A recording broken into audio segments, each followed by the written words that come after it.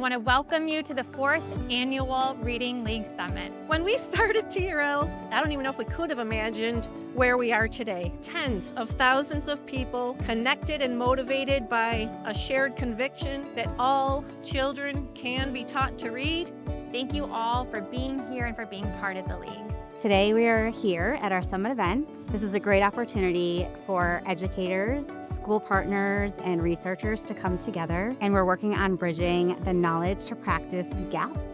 During this event, we've had the opportunity to listen to some amazing researchers and educators through panels where they're really focused on assessments and how we can use evidence-based assessments and how to use assessment data to inform instruction. We've also had the chance to participate in some data workshops where we're actually looking at some sample data and talking about what we would do with that data. I'm really excited to give educators and teams a new way to look at the data that they get. My hope is that through listening to all of our amazing panelists today, educators will understand what exactly they're getting from each assessment, and then most importantly, they're going to be able to translate those numbers into an actual impact on student learning.